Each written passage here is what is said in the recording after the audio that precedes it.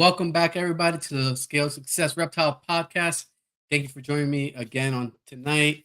Um, so tonight we got a really cool guest. They are the owners of a really good product within the reptile community, and I think a lot of people aren't aware that this product's out there for the reptiles. So we're definitely gonna cover it and talk to them about what it took to get there where they're at,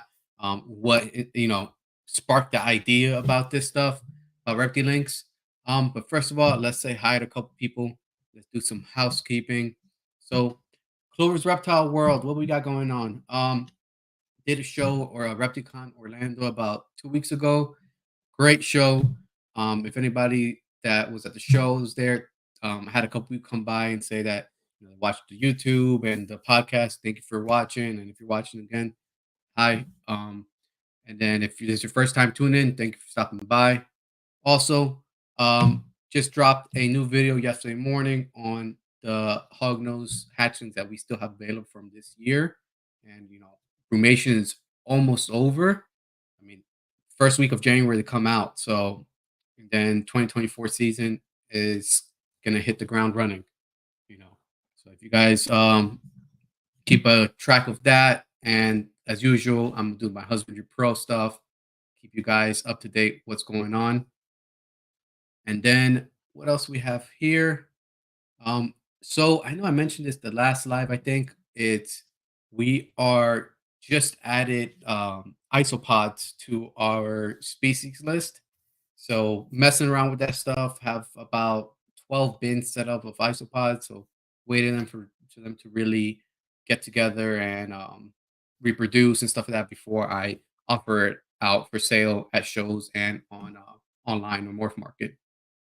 We got that going on, and I think that's about it. Christmas is coming up, so Merry Christmas to everybody.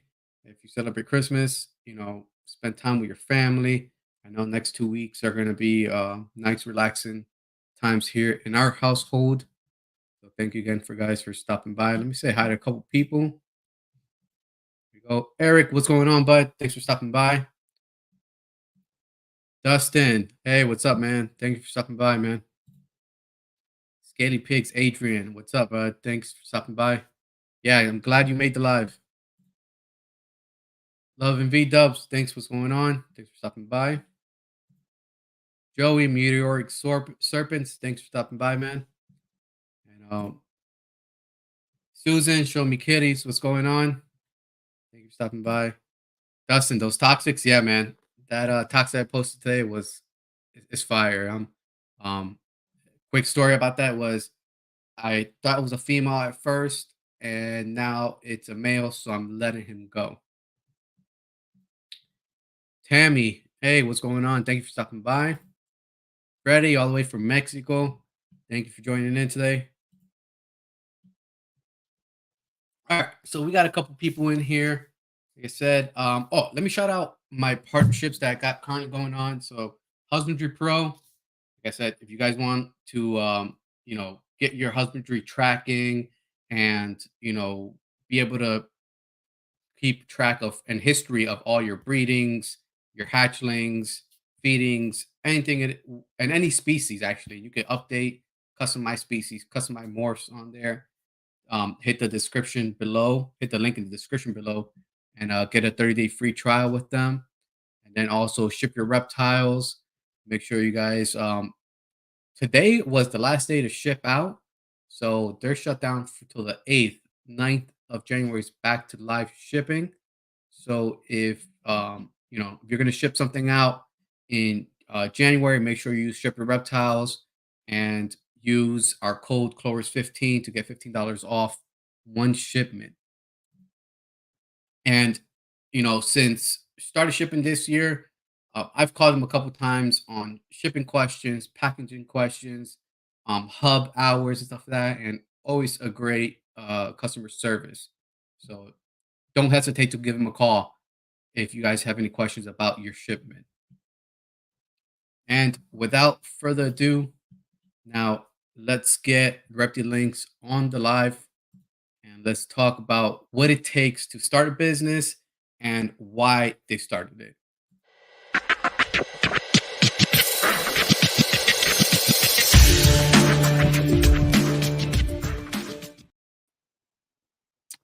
What's going on, Nick? Hey, how you doing? Everybody, welcome. Good, good, man. Everyone, welcome Nick, who's co-owner of Reptilinks. So, Nick, we talked a little bit backstage, just a little couple points here and there. Yeah, thanks for having Um, me on, man. thanks for coming on, man. I've been thinking about, I've been using Reptilinks for the last 2 years, and supplementing my hogs and stuff like that. And I think it's a great product you guys have. So why not at the end of the year, especially for hognose. Um, and I actually we even started feeding our what's it called, our bearded dragon as well, Oh, Reptilinks, did you and how he long you loves it. been how long you been using it? Um, for my hogs, about 2 years. I supplement Uh-huh. here and there, and So you then for feed them, like, every couple weeks or yeah, how? every couple weeks. Right on. Yeah. And did you notice any And difference in it? Like, how did it work out for you? um, they're pretty good, man. I say that I don't think I feed him often enough, like every week, to Mhm. notice a major difference. But yeah, I think just the thought of them being able to have a variance in their diet and have what they actually eat in the wild in their diet, I think does Closer help. to it, yeah, for Correct, sure. closer to So it does help. you feed, predominantly rodents to your hognose then? Correct, correct, yeah, yeah. And you had any that have had any issues with rodents or ones that don't wanna take rodents? I know you're just having breeding success. What about the babies? I'm just curious, like, did you have any that have I rodents or I did have, like, a handful of, the one of those that didn't wanna take rodents, the, day olds and stuff like that. Mhm, Um, I did try, some of them took, but most of them just took, just, natural toad, scenting and stuff like that. mhm. Yeah, yeah. It's I think it was, especially with the hogs, it's, try to n get 'em with a whole bunch of different scents and see which one to take. Some Oh, people yeah, even say it's an interesting topic there, maybe we could just touch on that briefly, but, it's been my experience too that, like, a lot of people that keep reptiles, they want like specific feeding regimens. They want like a one size fits all type of how often do I feed this animal? How much do I feed it? What should my portion sizes be? What scents are going to work? And I always tell people from, we've been doing this a while now. I think Reptilinks is coming up on 10 years that we launched to the public. So we have a huge looking glass into, you know, many people that keep reptiles, so we really are able to use that to our advantage to find things that work. But you see this with a lot of specialists like hognose, and then the chondro, the GTP. People are like, oh well, they'll go for gecko scent or something like that. You never know, and so we tell people it really doesn't hurt to have multiple scents because sometimes like some animals out of a clutch or a litter, if you're dealing with boas or whatever types of animals you're working with, you can have a few animals that react to say a gecko scent or something like that, and then others that react to a knoll or African soft fur, or if you're scenting with endemic toads or whatever. So you keep mostly westerns, all correct. westerns. All westerns, yeah. Yeah. So, I mean, that makes sense that they're hardwired to that. But yeah, that's I'm kind of jumping into things right away, but you mentioned it. We started with a few cents, like we started with frog, and we just started adding more because we realized that even you can mix and match them and get better success rates. So it never hurts to have multiple cents in your toolbox.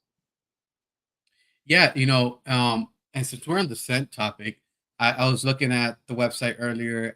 Actually, this year, it was my first year breeding too. So I bought the frog juice Hmm. earlier this year just to have in Yeah, case. that's what we started with. I think a lot of people thought we just made like one type of Reptilink or something, and Mhm. we quickly did add a bunch of different scents, and we do quite a bit of different products now. So, frog is, I think, because hognose are so popular. That's we definitely sell the most of that as far as our scents go. But it's pretty amazing how well it actually works for people. Of course, if it didn't, we wouldn't sell so much of it. So Yeah. And what I would recommend, like you said, with people with especially like hognose, and I'm gonna talk about hognose. That's what I have experience with.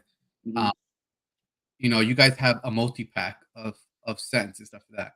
The frog and low and gecko multi pack. I think that would be perfect for hognose, because you can try different things. Even the fish juice and stuff like that will be mhm. great. Yeah, Um, and it's sometimes counterintuitive because the norm may be that the westerns react to the frog scent that we have, or a lot of people use that as an alternative when they can't get toads and things like that, but they sometimes can react to other scents that you wouldn't think they would, so they're kind of nice to have. And the what's nice about the medium of the scents that we make is that they last forever too, so they stay frozen, there's no preservatives. So what you do is you just partially thaw that bottle that it comes in quickly, give it a shake, and then in the case of hognose, you're usually feeding neonates or, fairly fresh hatched animals, so you don't need a lot of the stuff. And it's something that you can keep in your freezer for literally years, and it's not going to spoil as long as you return it to the freezer right away. So it's pretty, a simple medium how you use it, but it is very effective. So, and then yeah, the multi packs. A lot of people approach us. They're like, "Well, if you were to get one scent, what would you get?" Like, well, for hognose, I definitely would get frog, but it doesn't always work that way. So yeah. it's Yeah. nice to have multiple. It is, because I'll tell you this, this season for my picky eaters, my best scent was salmon water Yeah. from canned salmon. That's hands down, that's what they mostly took. Um, frog juice or toad water was the last choice for me, because I know sometimes I've heard that with the toads or the frogs, sometimes they get hooked on that scent more than they would on the fish scents and stuff How like do that. you render the salmon? What do you use exactly? So man, I just use like the wild caught natural and water canned salmon. Okay. Um, Then you just just squeezed off whatever comes Yeah, off just that. separate the juice, freeze it in like little deli cup, little half-ounce cups, and then single use and stuff like that. You So can what you're telling me is we should definitely sell that. If it worked that good for you, Yeah, then it'd be a nice it one did. to add, and it's something, that there's so many different products and everything, and we can only add so many things, but, if the scents do work well, and that's what we do, we try to empirically collect, data from everybody, our customers, when we do these shows, everything else. If that works so well for you, then, that's definitely something that I've thought about adding for years now, and I Mhm. have heard a lot of people having great success with that, so Yeah, yeah, and I'll tell you this. Like I said, I tried salmon this year. Well, this is my list of scents: salmon, sardine, your frog juice, and toad scent. And salmon was the best. Sardine was okay, and sardine smells so bad. mhm. I'd rather not use it. Yeah. It's very smelly, which I was surprised. I thought, the sardine would have been a a bigger hit than the salmon. But Yeah, and that salmon was. that's where it gets tricky because maybe something that to us that's overpowering just doesn't register with them as much. So Mhm. that doesn't surprise me at all. Out of the hundreds, thousands of people that we talk to, is sometimes can be counterintuitive. What gets a big reaction out of us, they just for whatever reason aren't hardwired to the same thing. So, Yeah, for sure. Yeah, and but then in all in all, you basically got everybody to eat out of all the clutches you had then with yeah, yeah, yeah. that's I had after I say I had one or two that held out for like 4 or 5 weeks, but then eventually hunger kicked in and they started eating. awesome. Um, but one thing was between between the frog and the toad scent. Toad scent was more effective, and just thinking about it, it's more of a endemic prey for them than frog, right? They're Mhm. always digging up in like the loamy soils and stuff like that. So that makes more sense.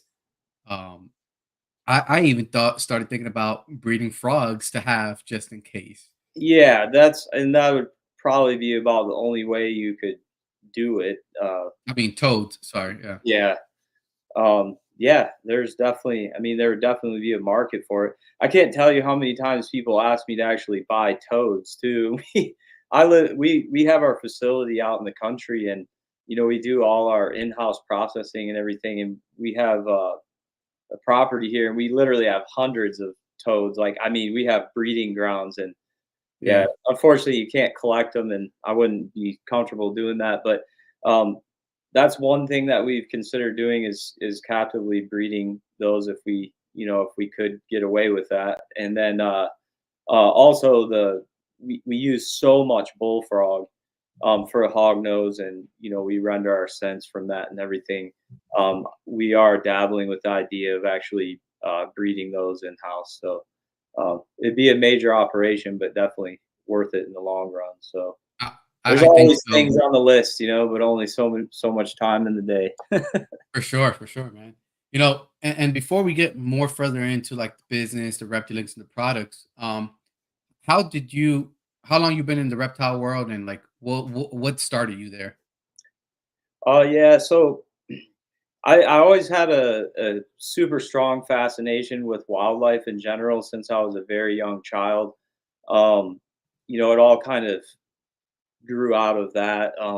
I would From the time I could get away from the house, I grew up in Michigan, so um, there's like a saying: you live in Michigan or Minnesota, you can't walk like a mile in any direction without running into an inland body of water or something. And that's kind of how it was. It was a lot of neighborhood ponds, and then we could get out into the country too as we got older. But that's where it started, where I would start fishing and catching turtles and frogs and all that as a young child.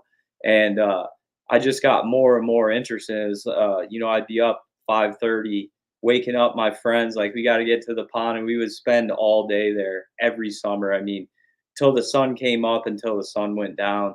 And I kind of over time like made it the cool thing to do. Even like the kids that were big into sports and had a bunch of other extracurricular activities going on, they would end up putting time aside to go on the big turtle hunt and everything. And I remember just being obsessed with like catching like that hatchling snapping turtle or that hatchling Blandings turtle. And then also you had to have the biggest too, so you had all these little goals as a kid, like you got to catch all these different species. And we messed with like northern banded water snakes. We bass fish every day, so that's kind of where it started. And then luckily my parents were super fostering, and I'm the middle of two brothers. Tyler, my younger brother's the one that I own the business with. He's amazing. He didn't stick with reptiles like I did, but he definitely you know gathered an interest again later in life, and was a huge reason that we started Reptilinks. Because we'll jump into that in a minute, but he uh, he basically convinced me to kind of launch these products to the public, and we decided to do it as a team. But I grew up with two brothers, and my parents were just, I guess we were super fortunate because any of the interests that we had, they just really let us run with them. And although there was a no snake rule in our house for a long time, I would start with bringing in frogs from outside, bringing in garter snakes, northern banded water snakes. And that's where it kind of started getting into like, okay, this stuff's kind of fun to keep in captivity and observe too. So one thing kind of led to another, and by the time I was about 12 years old, I actually had probably a vast collection of reptiles comparatively to what I have now. By the time I was 12 years old, so I've been keeping reptiles for well over 30 years, believe it or not. Probably been breeding for about 18 years, somewhere along that. It's hard to define. But that's basically where everything got started. And then, then I would start begging babysitters to take me to reptile expos and everything as I got older, and started going to the shows, and just, learning as much as I could about any new species that you could find, basically. Um, and just kind of grew from there.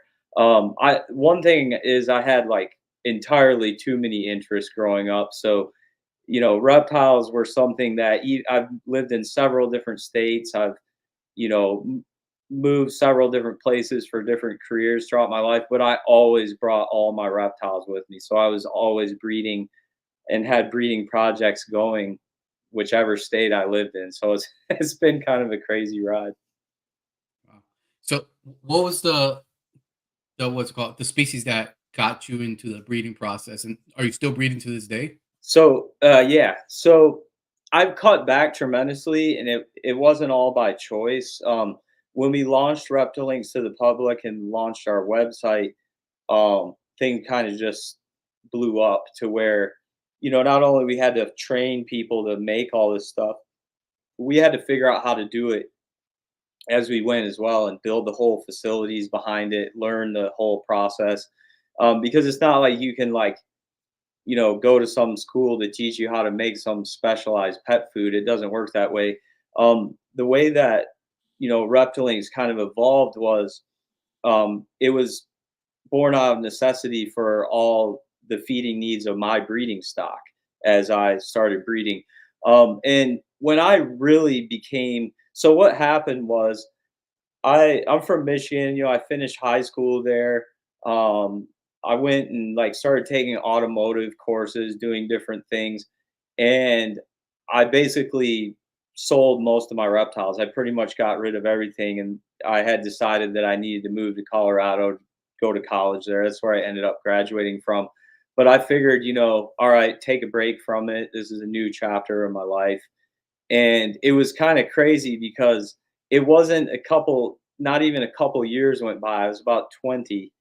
I started having this like my brother was big into chameleons, who I lived with. This is my older brother, Mitch, and he's always been obsessed with true chameleons. And so he would start nagging at me as well, like, "Hey, there's a reptile show coming up," and they would. I remember the first one we went to was called like Rocky Mountain Reptile Show, and it was just a small little venue. And I said, man, I've done that my whole life. Like, I'm just, I want to kind of move into different things. He's like, "Oh, you don't have to buy anything." He's like trying to bait me in. I'm like, you dirty dog, man. Like, and then I'm like, okay, and so he's like, "You don't have to buy anything." And so, he baits me in. And then we get there, of course, and I see my first jungle carpet pythons.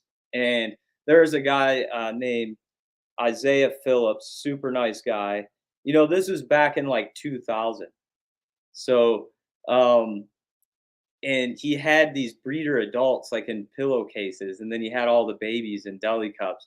And I hadn't really seen carpet pythons. I hadn't seen jungles, and I was just like, wow, those things can get that yellow, and they weren't even that yellow right back then. I mean, not anything compared to what I created and what everybody else did in the following years after that. But to answer your question, that one really hit me. The pit bull head on those mature adults, and just how they were calm. You could handle them for the most part, and the babies were just bitey as hell. I remember this elderly woman standing behind us, and my brother was kind of standing over my shoulder, and he got me to take out the one of the carpets out of the deli cups, and this thing just smacks me on the knuckles 2 or 3 times, and there's blood and all that stuff. And I remember seeing the sparkle in my brother's eyes again, and this lady behind me said, and I said, "I'll take that one," and she just yelled out like spontaneously, she's like, "You're gonna buy the one that just bit you?" And that memory will always stick in my mind. And then I looked at my brother, and he was selling these things for like $40 a pop or something like that. And my brother said, "There's an ATM over there." And that's when I was 20. That was probably in like, I would say, 2001. And that's what started me back into reptiles. I always had a huge fascination for giant pythons, and that's predominantly what I kept. And so I started getting back into that. I introduced myself to Bob Clark. If you could go back to that period where he had just produced the first albino reticulated pythons, and he had the lavender phase and the purple phase. So I would be on the phone with him almost every day, setting up purchases and setting up to meet them at reptile expos. And I've always been, I think retics are one of the Cadillac animals that you can keep. I think, they always will be.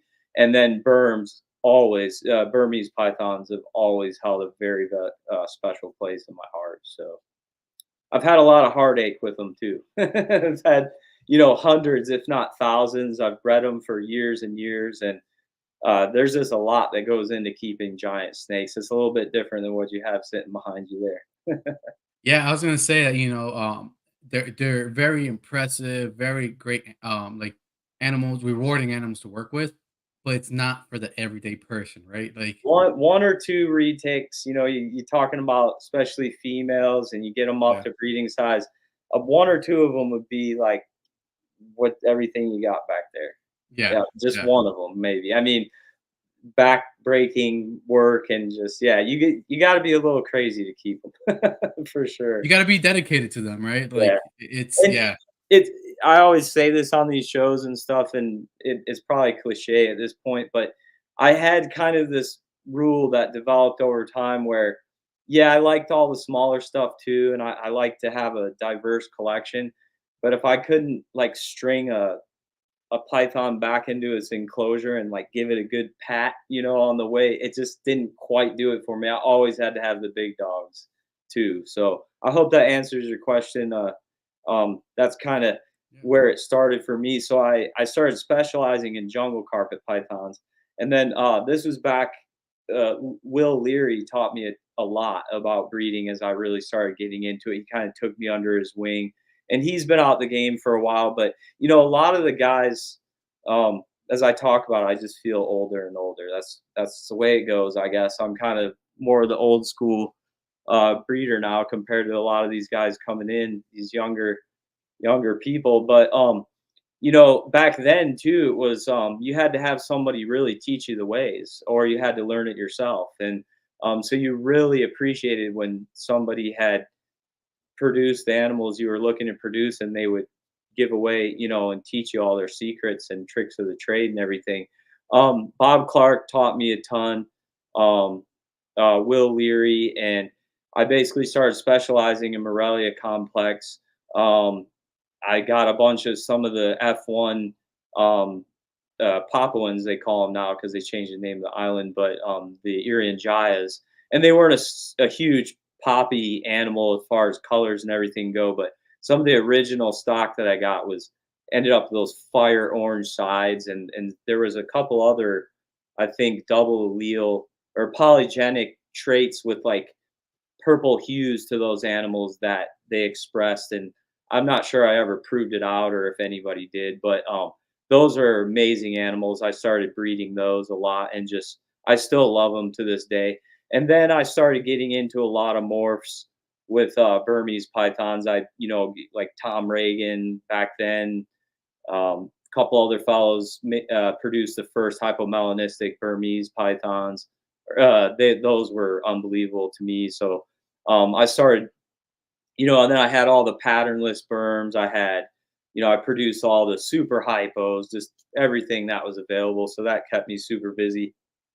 And then I really started breeding retics. I did a lot of work with Eric Newring, which he builds the Centec cages. I'm not sure he does it so much anymore because he's really busy. But if you have those big snakes, you need big, hefty cages. And that was the guy that lived closest to me, and we really became good friends.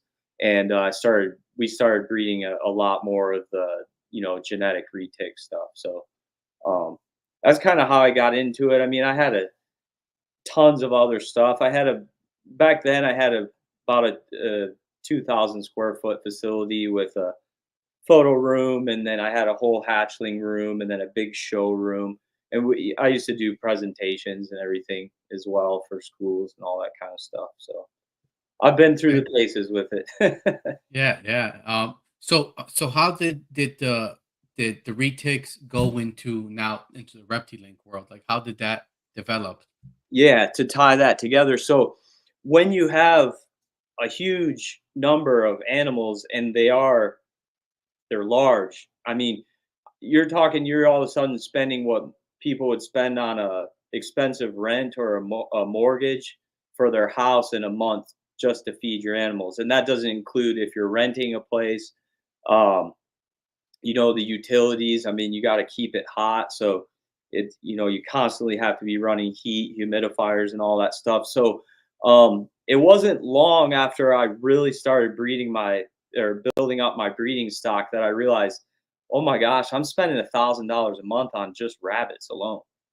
And so um, that's a big deal. But as you know, even breeding hognose, the little pinkies and all that, when you start having to get into numbers of animals, those hurt your pocketbook pretty badly.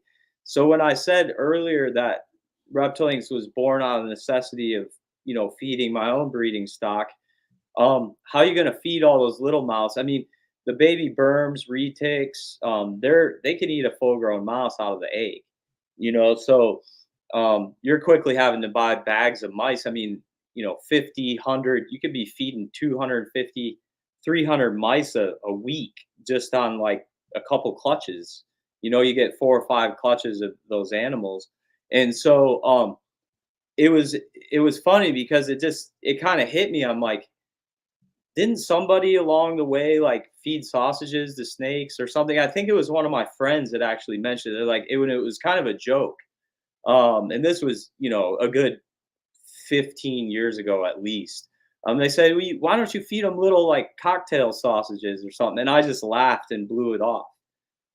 And then, of course, the way my mind works, it's just turning 100 miles an hour. When a normal person would be sleeping, I'm coming up with new ideas and trying to invent and create new things. I was like, oh, yeah, sausages. That makes perfect sense because you could take a larger animal, break it down, still get the benefit, all the nutritional value that comes along with having that larger, bio organism where, let's face it, when you feed your little hognose pinkies and stuff, there's just not a whole lot to them. They're not developed and they're at the very beginning life stage. So there's no connective tissue, there's no real bone matter. And that's just not a supernatural meal for a lot of animals that would otherwise be eating like little lizards and things that are in later life stages at the same sizes, right? So to me, it made perfect sense. And my brother always jokes about it. He said, well, Nick was the one crazy enough to actually do it. I literally said, okay, I'm in. I'm going to give this thing a shot. So I literally had that huge food bill. And I thought, if I can get rabbits or larger animals, and I was always like doing hunting and things like this too. I figured if I could get pheasant from pheasant farms and chickens, and I could start there, and that's what I did. So I remember I went to Cabela's or something and bought the biggest grinder they had and put this stuff through it. And then at that time, you would take like a crappy stuffing horn and put it over the grinder, and you didn't have stuffers and everything. I didn't know what the heck I was doing. I just wanted to test it, but that's what I did. So I broke down all these different animals. I learned how to tie them into sausages, and it was a huge operation. It would make a big mess, and I was thinking, "What the hell am I doing here?" This you gotta be crazy to do something like this. But I knew I was onto something, because you could take and get larger animals that were healthy, and they had all that. The calcium phosphorus ratios and everything are much better in larger later life stage animals. And then if you can homogenize them, break them down, and then portion them to where you need them, that I knew I was like, I got to try this. So that's what I did. And I got my first batch of sausages, and I'm like, here it is. See if they eat these things. And I was actually blown away. And I was actually able to get, like, say, carpet pythons to eat them. I was able to get the Burmese pythons to eat them. Anything that has bird in it, anybody that's kept Burmese, they know you're just hardwired. So quail, chicken, anything like that. I used to do demonstrations with Burms where I could get them to eat a baby day-old quail before they hatched all the way out of the egg, before they absorb that yolk or anything else. That's just how hardwired it is into them. And so having the knowledge of that and being able to know what scents and things that different species would react to really helped me out probably in my success rates initially with the prototypes that we made for Reptilinks.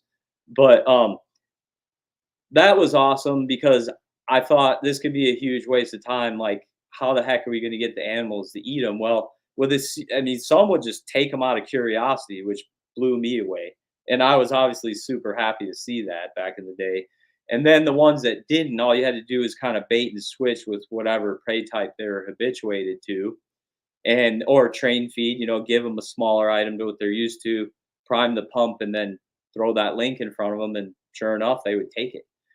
So what happened was you have a super large group of animals. They're expensive to feed. All of a sudden, I could supplement this. I could get the babies and make the exact size meals out of exactly what prey type I wanted them to be eating, which was huge, right? Compared to rodents. Because if you're just feeding rodents, for instance, you can only have that life stage that the animal fits the portion size at, which is very limiting from a nutritional standpoint. So you just erase that completely.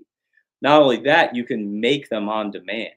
So, when you're raising larger snakes to get them up to breed, especially if you're kind of in the morph race with things, or you have some new type of animal that you need to produce, bam, you hit them with, even the larger animals, not even the babies and the sub-adults, the larger animals, when you even talking about carpets, like you could give them a rat or something, but then if you needed to say build them up for that breeding season that was coming, or rebound after they lay a clutch, you just hit them with a couple more links, and so you could fine tune, and you go from spending crazy amounts of money and trying to find these animals that fit the exact nutritional value, which is nearly impossible, but just finding the right size animals can be challenging. And you eliminate that from the equation, it opens up a whole nother possibility of feeding for you. So what happened after that was the really amazing part. Within 2 to 3 weeks after I started feeding the prototypes of Reptilinks to my animals, and I'm talking about, I had, you're talking like probably 600 animals. So you have a huge portion size of many different species to see what, how they're going to react to this stuff. You could literally pick the animals up and they were more alert. Their muscle tone, they were stronger. They moved faster. And I thought that I was I was like Like the hallucinating. placebo effect. Yeah, yeah, Yeah. yeah, exactly. And so, because I put all this time into teaching, you got to be nuts to kind of do something like this. So I thought it was a placebo effect. That's a good way to say it. That my mind was just adapting, and it's like it was only seeing what it what it wanted to, because hey, this stuff's got to work, right? Like, so what do you do then? You call your reptile friends in and be like, hey, pick up this animal that's feeding on rats or whatever, and now pick up this one from the same clutch that has been feeding on reptilinks for just 2 to 3 weeks. And they'd be like, and they literally are like, holy shit. Like, you're not, no, you're not just, you're not imagining this. And so right at that point, it was like, boom, there was no, there was no question whether we were going to cycle in this method, this vessel of feeding in for my breeding projects and everything. And then it just kind of took off from there. Flash forward like quite a few more years, because we didn't ever want to sell this stuff to people unless we absolutely, it was tried and true, right? Then of course we had to learn how to make all this stuff in much higher volume, which a massive learning curve to something like that, right? So that was like 14, 15 years ago, when I even longer, probably close, maybe even 17 years ago. I lose track of time now, but um, we fed this stuff to our own animals for well over 8 years before we started making it, and then we started selling it to people. So we knew what we had. It was amazing, because when we took all the data, like it was mind blowing, because the clutches were better. We were getting bigger eggs. We were getting, you know, better calcium on the shells. Like, I don't know if you got any like calcium windows in some of your eggs or whatever on your hognose, where you No. have like little clear patches, or there's irregularity and some of the, the formation of the shells and things in the eggs. And it was like hands down everything, just the fecundity was just better. the eggs were a better shape. You would get more, and that was a testament not only to the nutritional value of the prototypes that we were feeding at the time, but also the ability to mix and match sizes and probably fine tune exactly how much, nutrients the animals were getting, instead of being limited by what you could order in or what you could breed or whatever. So that was, like I said, many years ago. And then we took all this data and we compiled it over years and years. And it was my younger brother, Tyler, who I talked to. And this is when I moved to Ohio and I had a property where we could hypothetically build the facilities to do all this stuff. We decided that we would be doing a disservice to the reptile community probably if we didn't make these products and sell them. So that's kind of a From broad beginning to spectrum, where we're yeah, at. yeah, of how we kind of jumped into it. But so, and this one question I had personally is like, did you have, other than just your reptile experience, did you have any other background in nutrition or any of the food industry and stuff like that? Or was it just learning as you were Not the going? food industry. I mean, what I realized early on was that to look empirically at what works, because as you dig more into things, especially back then when I really started getting into reptiles on a more professional level of breeding, no one knew what to feed reptiles. That's why there's the tagline, throw everything but the kitchen sink at them. You know what I mean? Varied diet. Well, why do you think people say that? It's because they don't know what to feed them, so they want to cover their bases. What we do know now is that calcium to phosphorus ratios are very important. You want to stick within a 2 to 1 or 2 to 1.5, somewhere in those ranges. And we know for the most part that you need calcium, you need a certain amount of protein, and otherwise you're going to run into metabolic bone disease. And obviously these values need to be upped and accommodated for when you're breeding animals as well. It's very depleting to them. But as far as like having any formal training in nutritional, um, the nutritional aspect of the business and everything, it was all empirical. It was all through firsthand knowledge. And it was intuitive to me. The idea that you could take a larger prey item, which had the connective tissue, the organ matter, the bone, the hair that gets homogenized in, it just makes sense that you would feed that and um, you would get accelerated growth rates at the same frequency, at the same gram weight feedings. Or if you wanted to keep that at a lower level, you could cut frequency in half at the same gram weight, or you could stay at the same frequency and cut gram weight in half, right? And so I learned that just by watching the animals, taking the observations, compiling all the information. And then, of course, as we started to expand and get the products to people, then we had more numbers from people from all over the country, and then in many other countries now. So, but yeah, it's kind of all like fly by the seat of your pants, like, see what works and kind of articulate it and tweak it from there.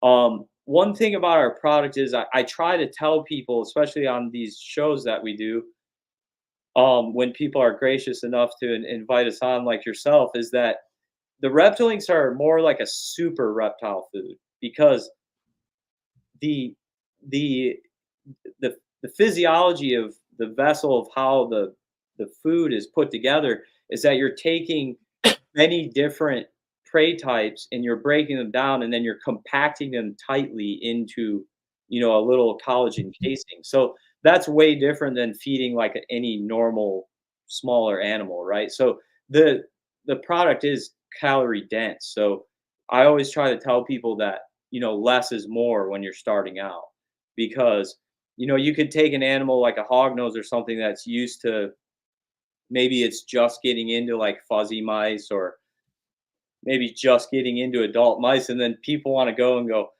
okay, well, I want it to grow faster or whatever, and then you go and feed the same gram weight link, or they feed them too. It's like, oh no, hold up, you don't realize that you just fed that animal like 3 or 4 mice equivalently. So I know in the warm up backstage, like you said, well, is there any topics that you want to touch on? That would be a huge one. That would help a lot of people. You you generally, because you're feeding, say, an adult mouse that on average weighs 25 grams, it doesn't necessarily mean you're feeding a reptilink that weighs 25 grams. You might want to start with like an 8 to 12 and cut that in half to start. That's usually a safer way to go about it.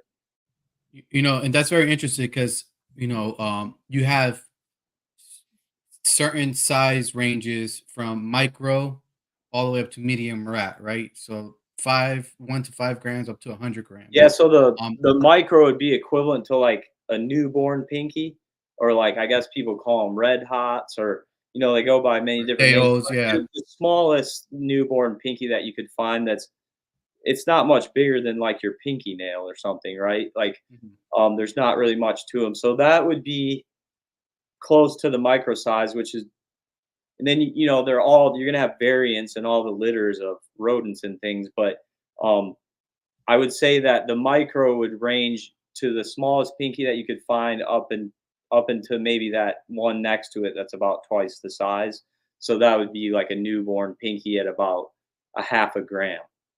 And then as you go up through the sizes, the equivalent of the 100 gram, which is the largest tide link that we make, that would be the weight, yeah, probably of a medium rat. But then that's what you have to keep in mind, is that it may be the same gram weight as a medium rat, but it would be more like feeding a large as far as a caloric intake. And that's just because of the way the product is goes through a triple, usually at least a triple grind process, where you're breaking down all the bone and everything from larger animals, and then you're packing it tightly into that sausage casing. So once that breaks open, you'd be shocked. Like, when I don't know if what product you ordered or whatever, but if you did get tied links and you cut those open and kind of fluff the material out, you'd be shocked at how much matter's in there. So, that's just something to keep in mind.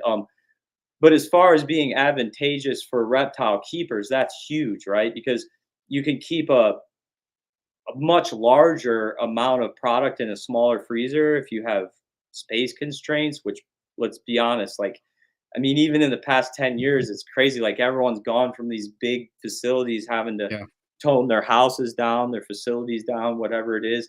And so you can fit, with what turns out to be, once it's digested, a decent portion size, but it's all compact and neatly vacuum sealed, and you could fit it in a mini freezer, for instance. So that's definitely another perk.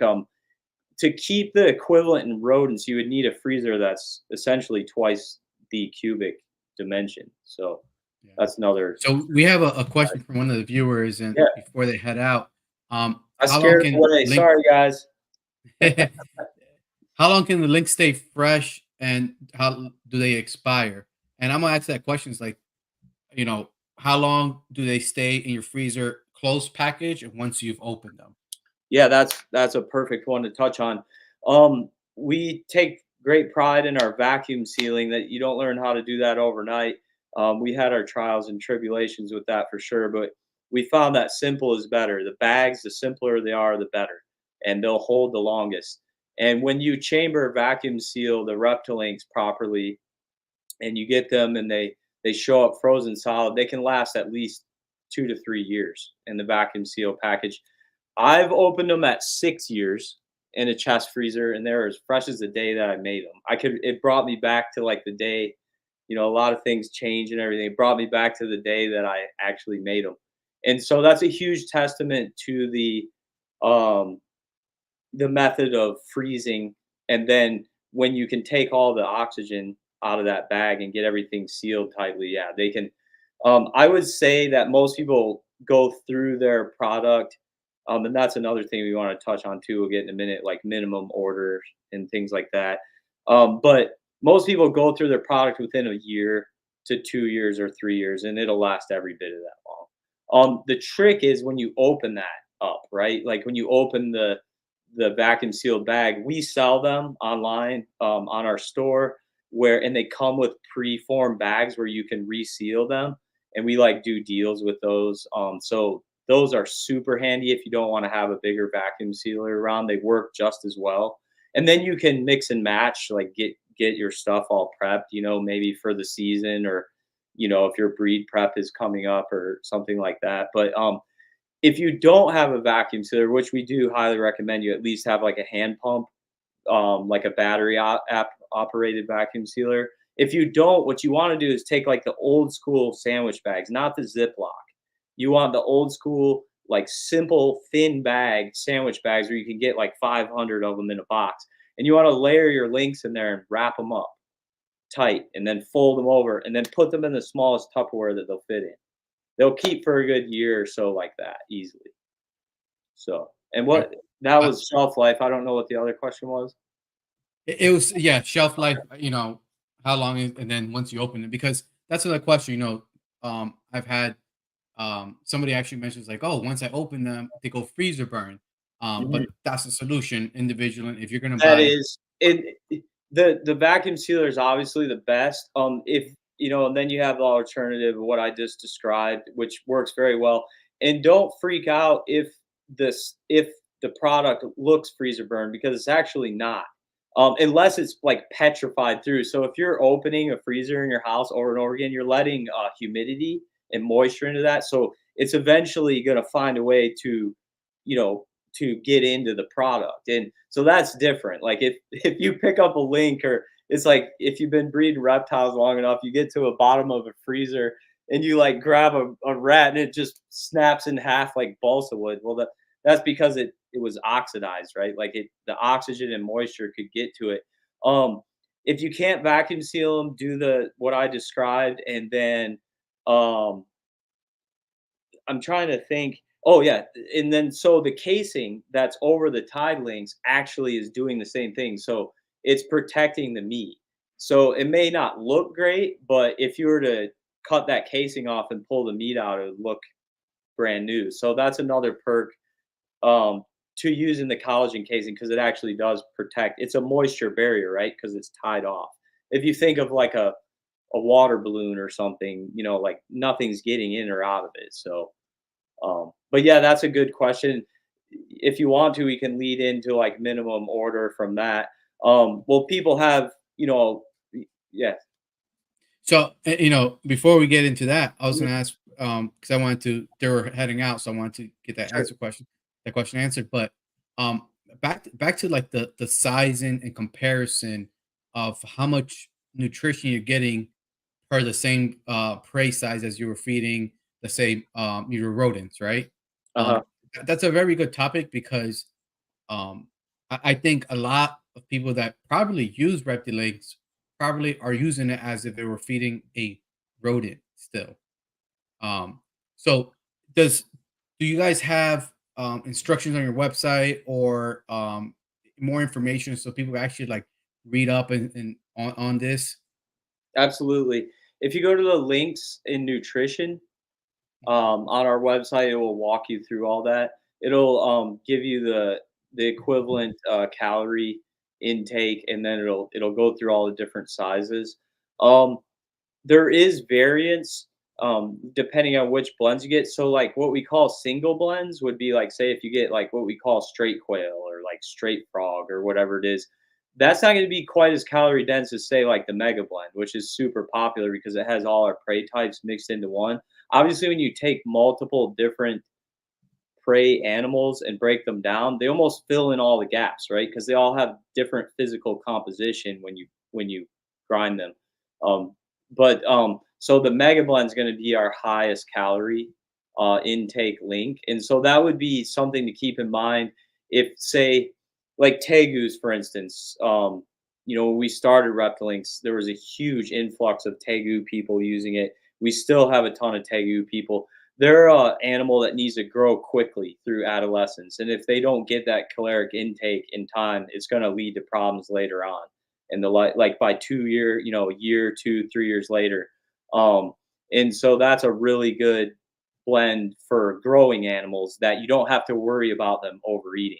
But if you take the flip side of that, and if we stay with tegus, for instance, once they hit that growth spurt and everything, and they're not getting enough exercise in captivity, no matter how hard we try. You got to keep them warm. You got to keep them humid. It's a very challenging animal to keep. Their metabolic rate slows down after that first year, and then they go into their second, third year, and then you're kind of looking at the opposite. You had an animal that you need to hit with food hard, but now you need to keep it fed where it's content, but you don't want as much calorie. So when I start people off with, say, tegus, I would say start with Mega Blend. But after they go through that growth spurt, and the same goes for a lot of other reptiles, right? You want to try to bring that calorie level back down. And how you do that is by maybe going back towards single blends instead of all the prey types mixed into one.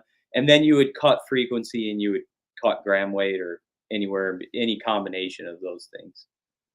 Yeah. Okay, perfect. That's a great explanation. And we had a question here from our viewers, and I'm gonna give my recommendation on using Reptilinks, and then you could also give your recommendation. So they're asking, Well, you're the um, master of hognose now, so so for a hoggy, for a hognose, a really good eater suddenly stopped eating. Is there a specific type of link that is best? I would ask what So time of year it was. yeah, yeah. If we're talking about right now, you're gonna get some hogs that stop eating, just their natural. They start feeling the temperatures drop, the barometric pressure, and all that stuff. Mhm. And then if they're in breeding season and they smell those females, they don't want to. A lot of them don't want to talk about. They don't want to hear nothing about food. They just want to breed. Get the job What done. I would ask what if it's a male too, right? So Yeah, they don't yeah. even need to have anything around to go into that mode. Oh And yeah, that's another males. thing I was gonna say. Like, if you're talking about westerns, I mean, toads are just not around anymore. So that's a Mhm. lot of what we do at Reptilinks is we try to teach people the life state, the not only the life stages of animals and how they interact in their environment and their endemic environments, but let's face it, like hognose are very popular. A lot of people don't understand that this is a hard fasting animal. That literally, if it tried to stay active in its wild environment, it would starve to death or freeze to death or whatever, or both. Toads aren't breeding, so they're not around. So you're taking an animal that is in an environment where it's completely the opposite of what it should be doing, right? It's completely normal for a hog nose to not want to eat because if it did stay in that mode, it would die. So Sure. yeah, that's the thing. People always want the magic pill, right? They want to say, what do we feed it? Well, what you're feeding it usually is not the problem. In captivity, what I found with hognose, and this is through people feeding our products to thousands, literally thousands of hognose keepers. So you take in all the data from all of them, right? Like it's not like just one person breeding them. It all has to do with temperature generally. And yeah, they're gonna feel that barometric pressure change, but I found that you can combat that with hognose pretty easily. Where if you don't let your ambient temperature drop below 83, 84 for extended period of time, you give them that 88, 90-degree hotspot, those are going to maintain them in summer feeding mode temperatures.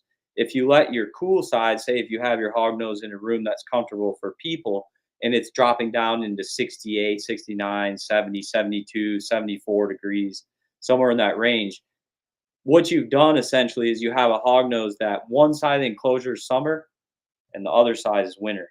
So what do they pick? I always tell people that snakes are like Elvis Presley or electricity. they take they take the path of least resistance. Like you hear stories of Elvis Presley when he would check out and he would drop his temperature in his apartment or house to like 55 degrees and do a bunch of other things. But he would go into that brumation cycle where he didn't have to eat. It's like electricity with snakes. They go, well, that's a lot of work to stay warm and eat. I think I'll just go and check out and maybe go the breeding route too, right? So Yeah, not always and what you feed them, but you know, you mentioned something. It's like it's not just a lot of people harp on just a hot spot in that enclosure at that moment, but they forget the ambient temperature too. mhm. Like you're saying, if the ambient temperature in that enclosure, it's a lot cooler, then they're gonna feel that ambient temperature even if they're not sitting on that hot spot, right? They have to be sitting on the hot spot for a long time to be able to take that heat. Yeah, So that's as people another get point. more into reptiles, you have all these little tricks or whatever that you try to explain to people so they remember that kind of stuff as they're learning.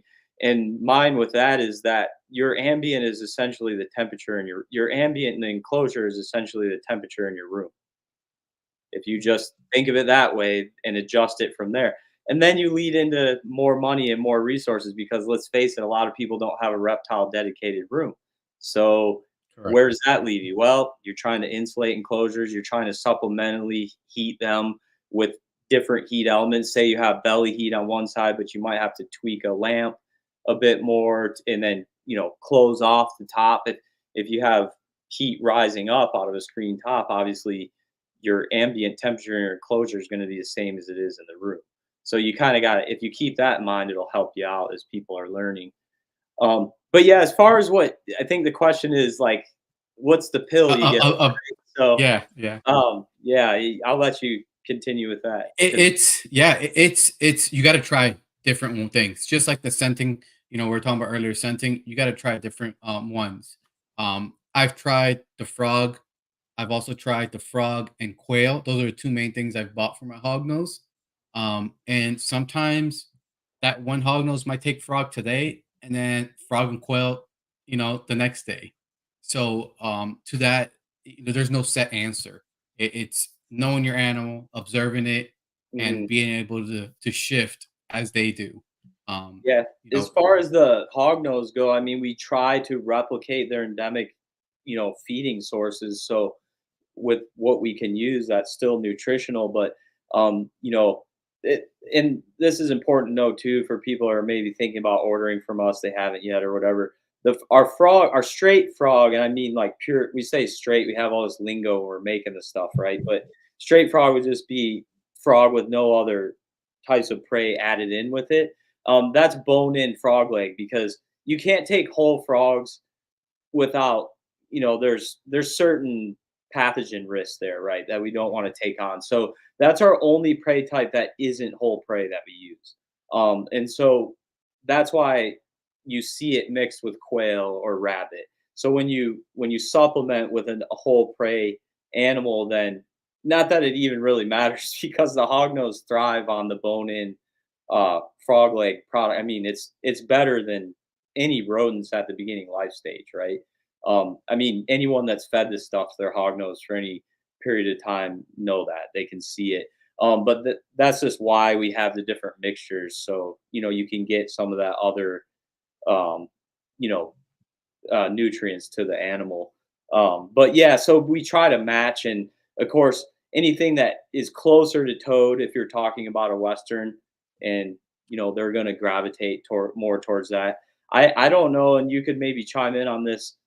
I don't know if you fed just straight bird stuff to them or if you've seen them gravitate towards so other different prey types. yeah, so I haven't fed straight bird prey and that stuff. I actually have been throwing the idea around of doing actual button quails because they're small enough for the hog nose, like actual whole prey.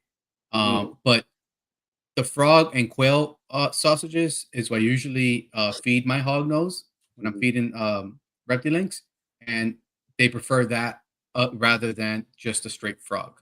Hmm.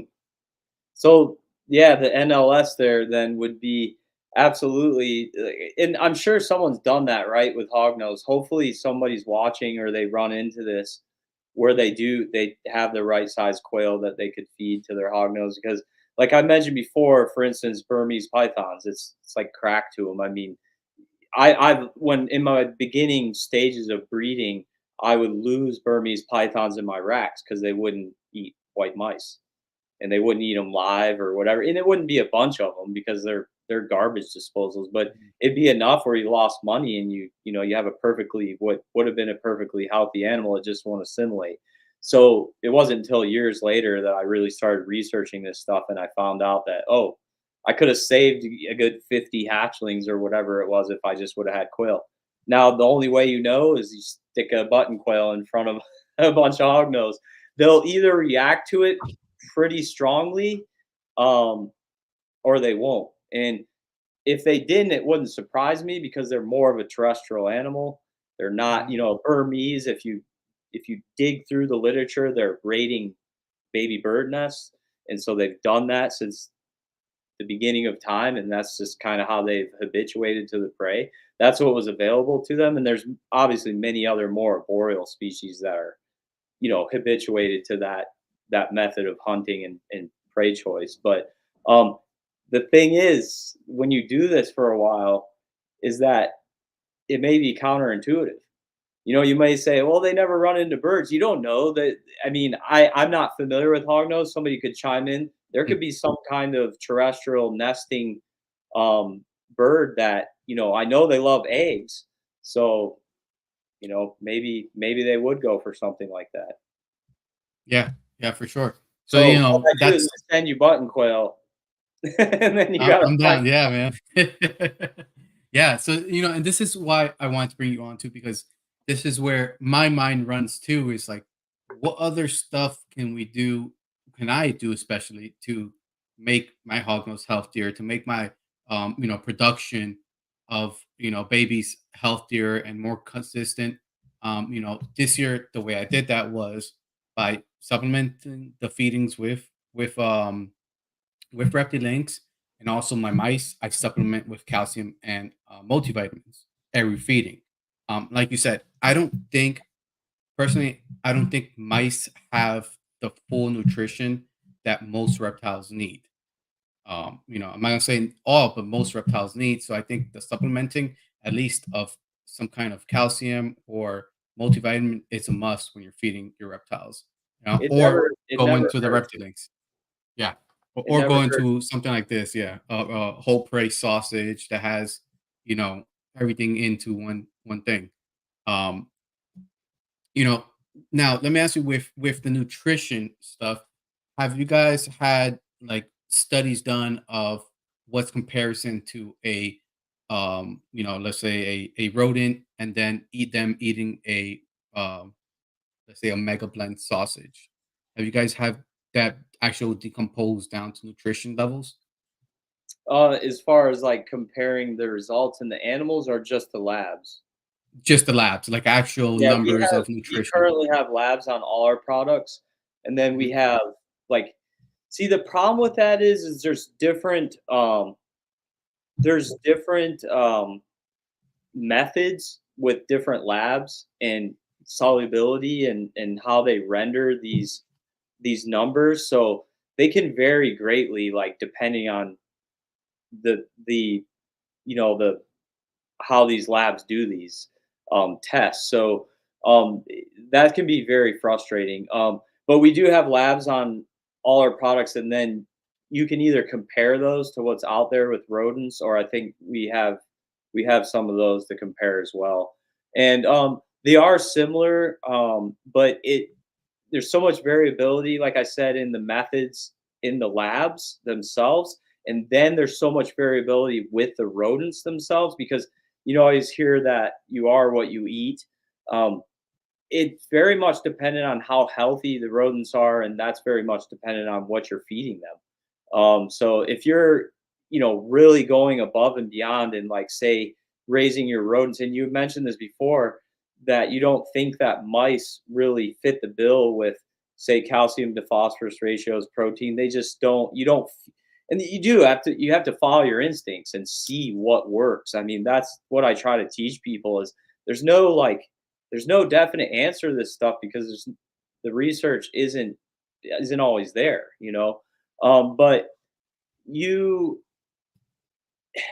you essentially have to um like I said, see what works, and then follow your instincts, and then kind of go from there. It's one of those things where if you look at the numbers and what's I guess because it's nothing's black and white. So if you look at the numbers of the nutritional breakdown of protein, ash content, moisture content, calcium, phosphorus ratios, and rodents, they're going to be across the board. So you kind of got to pick what you think fits for the most part there, and then compare it to what you're feeding.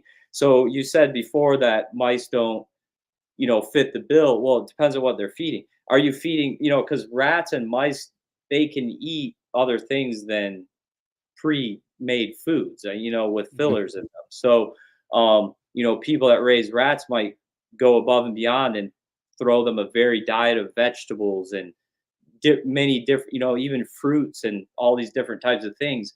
And what you would see then, if you did labs on those animals, is that they would have even better nutritional values, comparatively.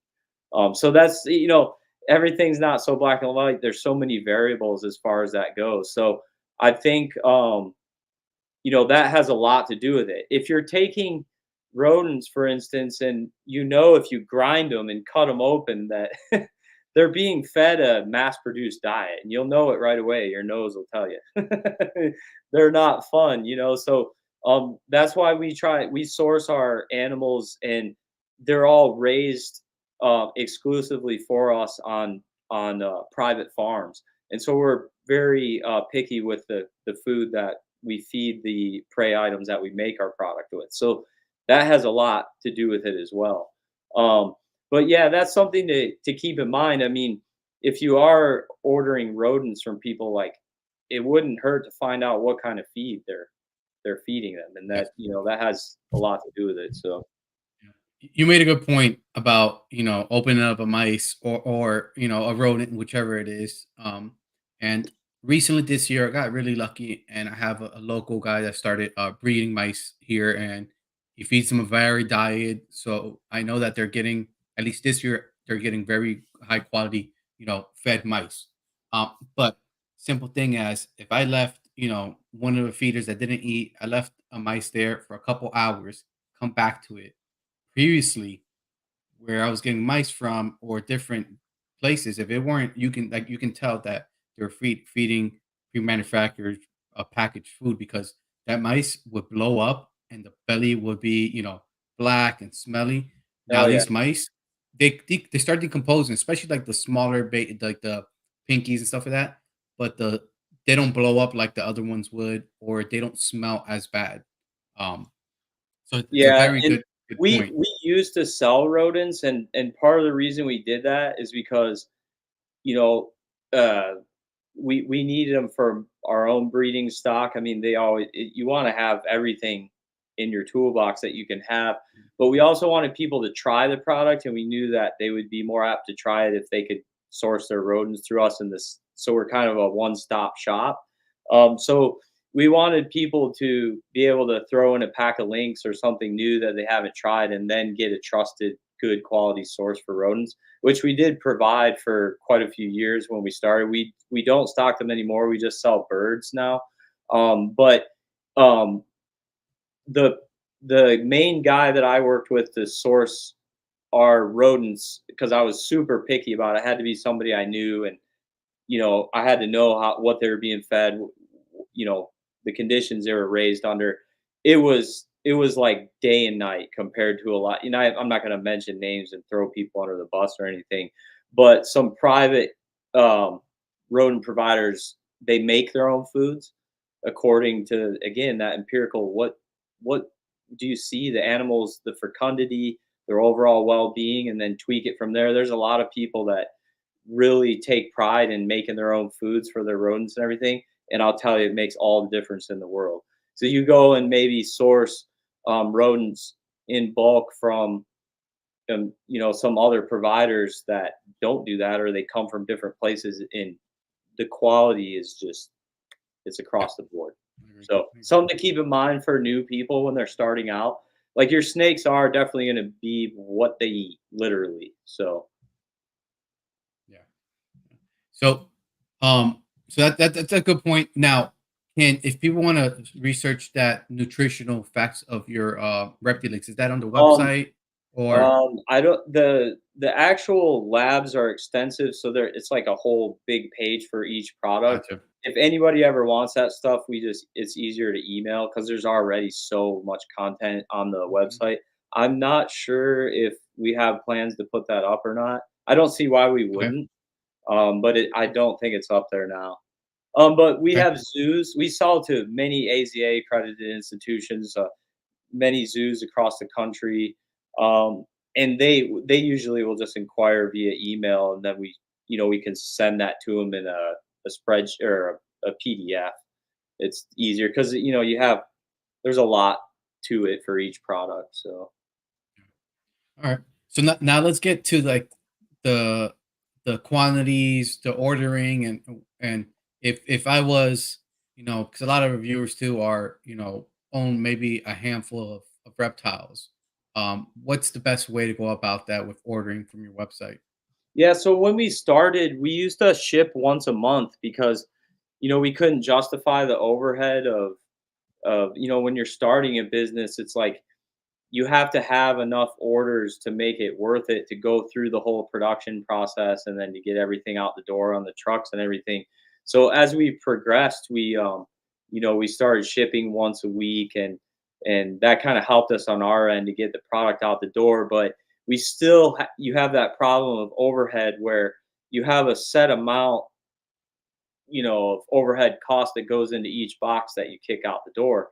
And for us, quite a few years, that kind of boiled down to like 3 units off our website.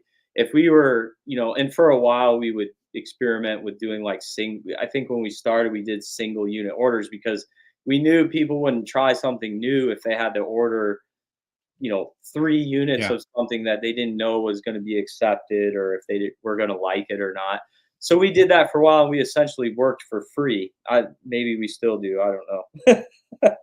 But so we knew we needed to get the product into people's hands. So we did that for a couple years and then we said, look, like we need to get paid to provide this service to you as well. So what that means is we need to get 3 units in a box to at least cover our overhead and be able to do it again for you, type of thing. That's frustrating because we don't want to do that. We like to, those people that call you that want to order one sausage, we want to ship that one sausage to you. Can we? No, it's impossible, but we would like to. And then so we kind of evolved from there, and now we've partnered with Petco, which covers a lot of our bases with that sort of thing, which opens up a lot more opportunities for us to be able to ship smaller portions.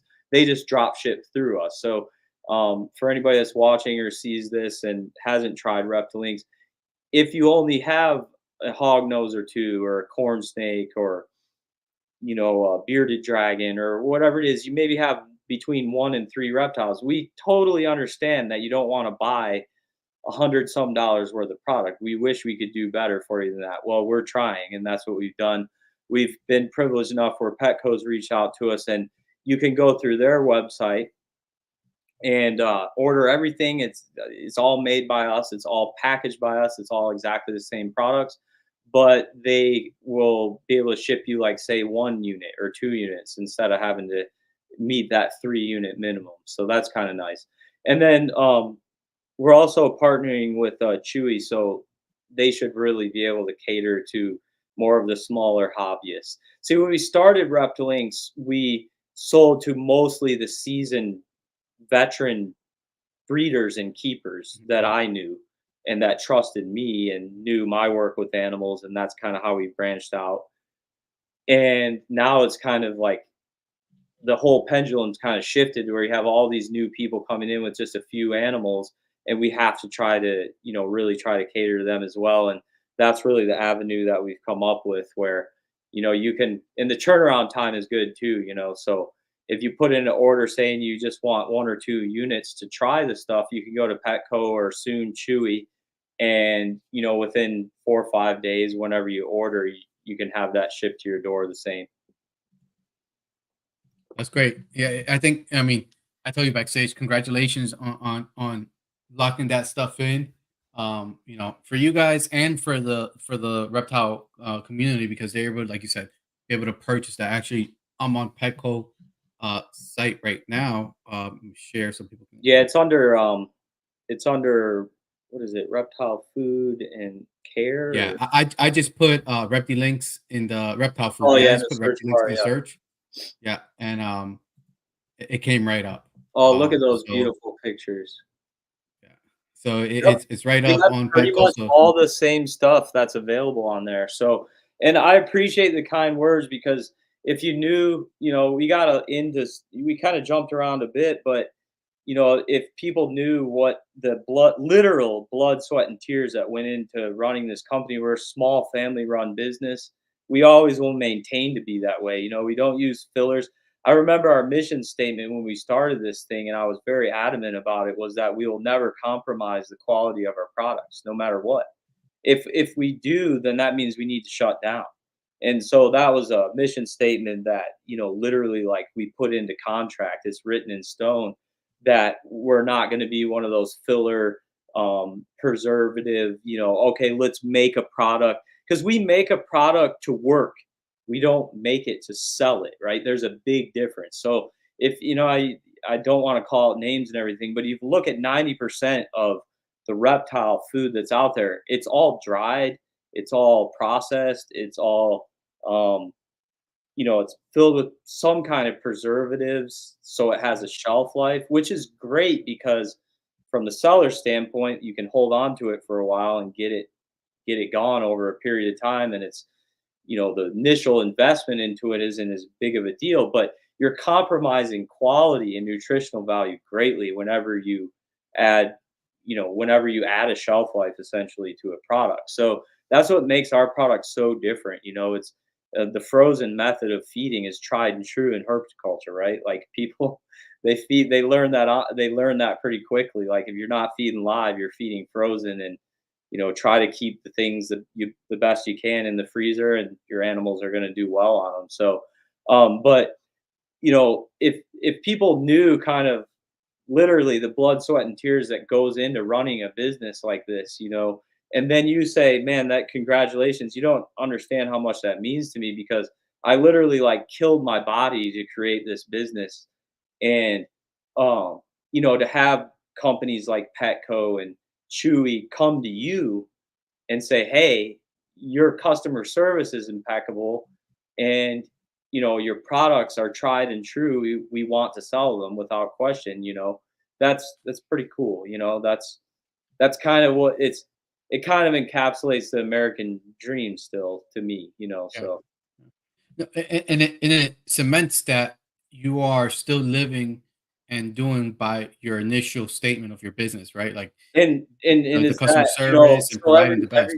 every day is a mission to, is this going to hold up in today's society? And the commercialism of everything, and everybody, they want that quick food, and they want to keep it for 5 years before it expires. And there's all these companies that they do carry and make products to sell, but are they necessarily good for your animals? Are they the best to their capability? No, there's a big difference there. So, is there room for a company, a grassroots, literally like us, grassroots company? We created this from nothing but hard work.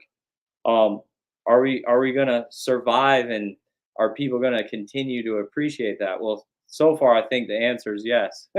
But it's a every day is a battle too to continue to innovate as well, right? You have to be able to offer the next thing that not only is convenient and it revolutionizes how people can conveniently feed their animals, but it also has to be a product that's made to work, literally, right? And that's Yeah. what our mission statement is, and that's what it'll always be.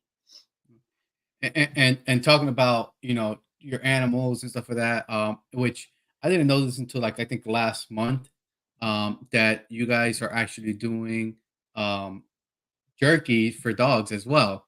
So I have it up here. So I'm definitely on my next order gonna try it out Yeah, those for our things, I dogs. have a quick story about that. The first time I Yeah, made those things, I have a where's Pip? Pip.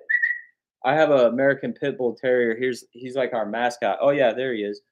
there we go. He's laying in front of the fireplace in the other room, I think. The first time I made those, I made them out of whole rabbit, and I cooked them up, and so that I had two pit bulls at the time, and they were smelling it all day.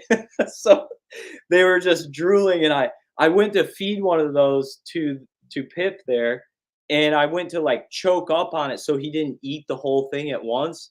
Right as I did that, big mistake. You're talking about like a steak knife, right? Coming down right on the top of your Oh, knuckle. I had blood everywhere. They Dogs love those things, and it's exact. That's a mega blend, so it's all our prey type mhm, mixed into one, and then we dehydrate them. They're all made by hand. They're all made like literally like off the stuffers the same way. They're tied by hand. So that's like the most premium dog treat that you could get on the market, right? Like, and you can snap them off for training and motivational purposes and everything. I've really started brainstorming with some other dog treats because people enjoy them so much. And you essentially could feed those, right? Like, I mean, of course, there's the cost benefit factor, but you if you literally fed just those to your dog, they would be way more healthy than kibble because it is all whole prey and everything. It's just dehydrated, so you don't have to worry about that shelf life and everything. yeah. Talking about earlier, like about certain foods and fillers, that sit on the shelf. Even a lot of times, what I notice is feeding our dogs, and we have a pit bull as well, and another dog. What happens is sometimes it starts one formula, and then after so many years, they've already have your business. They start switching up the formulas, and a lot of times we don't double check, and we don't It's look at that. And brand formula branding and rebranding. Yeah, that you're mhm, referring to, and it's frustrating as hell. And that's why I bring up. I mean, if we can't be real on this, right? Why are we doing it? Um, mhm, let's just face it, the advent of kibble is horrible for your dog, but it's convenient. See, that's Reptilinks are convenient, but they're not kibble. That's so we've kind of like we joke about it and say it's the healthy McDonald's for your animal because they're gonna like it, they're gonna get hooked on it, but this it's also has a nutritional value. You can't say that for a branded dog food, or as you're saying, you can't say that about a branded dog food for an extended period of time, right? Because what they're going to do is they're going to start out with premium ingredients. So the factory and production will say be on the West Coast and they'll have fresh, say, salmon or something that's in mhm. the product and they'll establish it. And see, I wish I could mention names here, but I don't want to ruffle any feathers because the same exact thing happened with the brand of food that I feed my dog. And, you know, okay, so the production was on the West Coast on the ocean where this stuff is actually sourced. Now it's in Ohio, but they still have Yeah, the same products? No. If you read, like you said, the fine print, the succession of the ingredients is the most important. Then, of course, what ingredients are in it. But you always want to see that main ingredient first. And what you'll find is when these all these more expensive kibble dog foods, for example, will be rebranded and then they keep the name and then they compromise the product, very which true. sucks, Yeah. right? It should essentially be illegal. Um, Mhm. but it's free market and that's how stuff works. Um, Yep. Kibble is not great. It's like the way I look at it is if a person ate if they ate beef jerky style food every day, had no moisture content in it, literally. How is that going to work with how your system digests food? You're not going to do so great over a period of time, Yeah. and that's exactly what happens to dogs. And there's a big movement shift with that, like where people are moving to raw. So we have a ton of people that order our products for dogs, and the pip who you put a picture up there, he eats about 70% our product, about 30 maybe 40% kibble. I try to mix it up, but I think that is very important. But yeah, you know that's something that we strive to never do. We won't. We would shut the business down before we did any kind of stupid rebranding like that. But Mhm. very, very good point that you bring up there because Yeah. if you don't talk about this stuff, people aren't cognizant of it, and so they're like, no, I feed I'll just say blue brand or whatever because I don't, it's whatever. You never know. You could piss people off. It's not that same thing anymore. It just has the name on Correct. it. So, Correct. Yeah. Yeah. And then, and that translates into our reptiles as well. So I think that's why you guys are And like you said, there's a movement within the dog world and cat Raw, world and like eating raw or correct. Yeah. prepared, more Yeah. like human grade type food, like, there's still fillers in it, and it's still simple, but it Mhm. is better than feeding kibble. I mean, you can easily look at that too if you just dig into the literature of the, average life expectancy of certain breeds of dogs over time. If you look at it linearly, like, the life expectancy of canid in general was like, even for larger breeds, dogs was like 12, 14, 16 years. And now they're getting fatty tumors and Mhm. they're just their life expectancy isn't that. And you Correct. kind of got to be foolish to not realize why that is. Well, there's the inbreeding coefficient and line breeding of, especially the more popular breeds of dogs and everything. That's going to compromise health with any animal. And we deal with that with reptiles and everything too, right? But when you couple that with a compromise of nutrition, because you have the ultimate convenient vessel for feeding, which is kibble, that's a double whammy. So, of course, it's going to lower the life expectancy of dogs. And well, a lot of people, they don't that's becoming not acceptable to them as they're becoming more knowledgeable with it, of course, because Yeah. a lot of people's dogs are just like their children. They want to feed them what's best if they're going to eat it, so it makes sense. So yeah, we And would I love think to branch into dog food, but then there's a price point, you know what I mean? It's crazy. It's like you can't buy a brand new car now without it breaking down because there's a price yeah. point that it has to meet, and so there's a lot of competition with that. I would love to make the best dog food on the planet and also have people be able to afford it, and I would get it to everybody, trust me. But making it at that price point is the challenging part, right? Yeah. So Yeah. And then, I think and then that same because you mindset. have to eat, you have you're having to way more volume Yeah. comparatively. Hognose behind you. It's do. You're feeding a Great Dane. Mhm. Come on, like Yeah. it's Very gonna true. break Yeah. the bank pretty good. So Yeah. Yeah. And I think that mindset, well, I know that mindset is also in the reptile world with some of the younger generation coming in, that they want to try to give their reptiles the best care, either in husbandry, food source and stuff like that. So what I see with your company, your product is just the beginning of you guys, especially now with Petco and stuff like that. It's just the beginning, yeah, I and I feel like appreciate it's that, gonna man.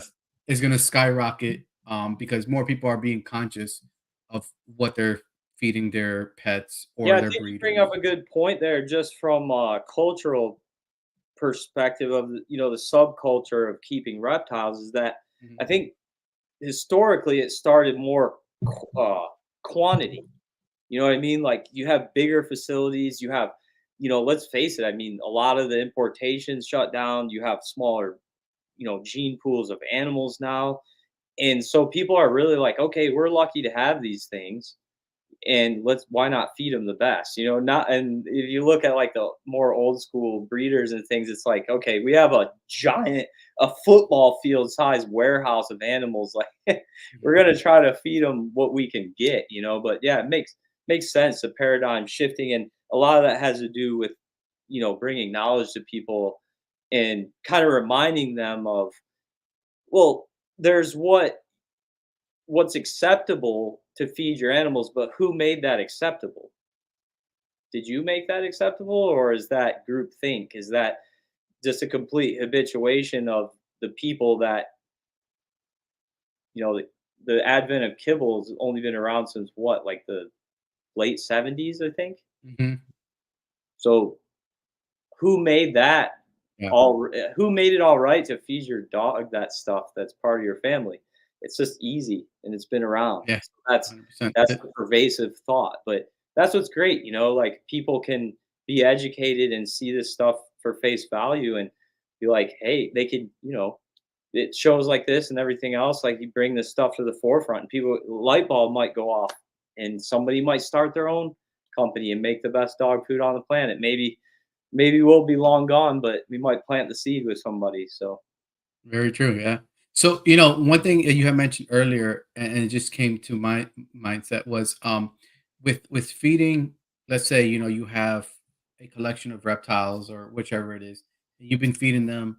rodents all their lifespan, and now you want to switch over to Reptilinks. Hmm. You made a point earlier that you do the bait and switch, or start doing a smaller prey and then doing Reptilinks. Hmm. Have you heard that? Have you seen that often?